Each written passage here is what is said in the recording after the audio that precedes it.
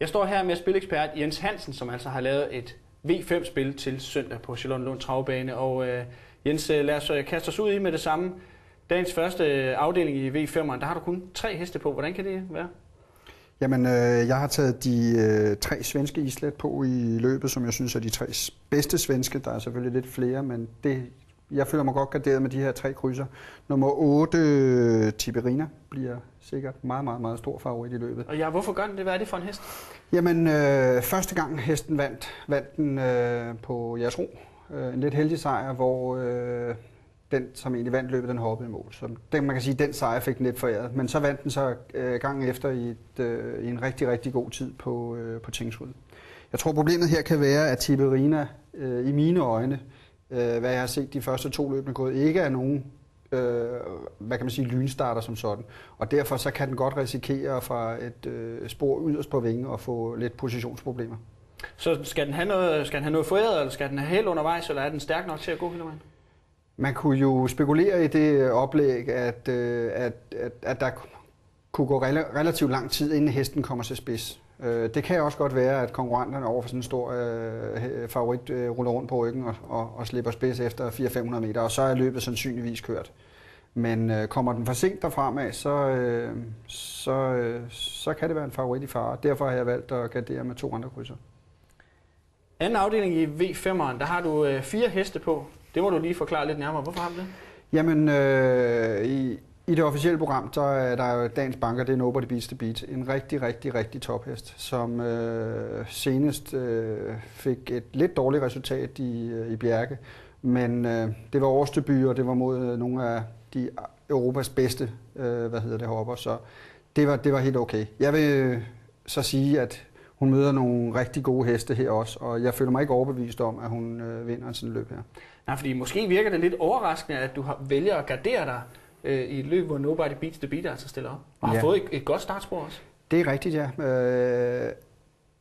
Min umiddelbare vurdering, det er, at Victoria Island kommer til at sidde i spids. Jeg tror i første omgang, at Bring Me Luck US kommer til at tage spidsen, og så kommer Ludwig Colgjini til at overtage med Victoria Island. Og så jeg kan forestille mig, at Nobody Beats the Beat der skal gå som første hest i andet spor, og så skal kunne slå de her heste udvendigt fra. Og jeg tror, det kan blive svært. Den tredje afdeling, det er også den afdeling, hvor du har absolut allerflest heste på. Hele 6 heste har du taget på din bong der. Hvorfor egentlig det? Det er et rigtig åbent løb. Og igen, position. Hvorfor er det et åbent løb? Jamen altså, nu er det her også et 3-årsløb, og det er ikke så rutineret 3-år, vi har med at gøre her. Og derfor så er vi nødt til at gardere os lidt ind. Og derfor har vi en hel del krydser på i det her løb. Hvad danner baggrund for alle de her krydser? Er der nogen, der er blevet valgt af en bestemt grund? Jamen altså, nu kommer der en italiensk gæst ind i billedet også her, som nummer 4 i løbet. Og vi har ikke rigtig nogen viden omkring sådan en italiensk gæst her, men nogle imponerende tider, og set ud fra det perspektiv, så er det måske første hest i løbet. Den 4. afdeling i V5'eren, der har du altså 3 heste på, og der har du altså også Lord of Makkegård. Er det holdepunktet i 4. afdeling der? Ej, jeg synes, det er et kryds 1 ud af 3 eller 1 ud af 5. Jeg føler mig ikke helt overbevist om, at 3 krydser er nok i det her, men vi skulle stoppe et sted, så derfor så blev det ved de 3 her. Men du ville gerne have haft flere krydser på? Jamen, jeg har jo gået udenom sandsynligvis favoritten i løbet, Nino Coker. Og hvorfor er du det? Det er ikke en hest, som lige vinder på, der lige vinder på bestilling. Den har vundet 1 løb i de sidste 2 år, så ja.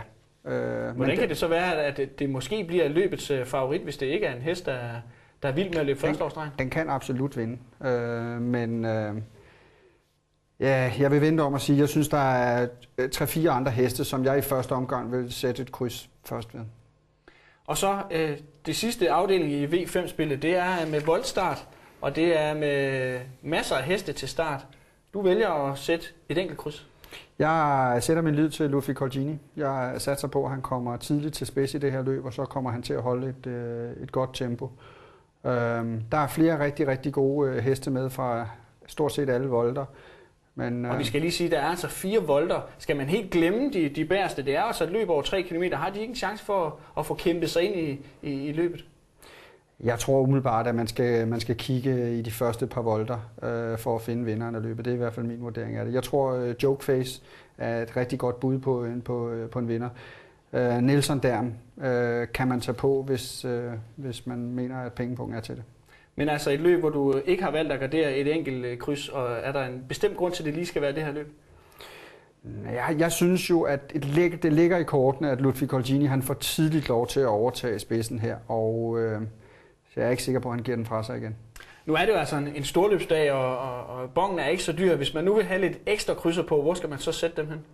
Jamen så synes jeg, at man skal bruge lidt ekstra penge på eksempelvis Nelson Derm i stærløbet, som var en af favoritterne i det store stærløb på Bjerke Grand Prix-dagen.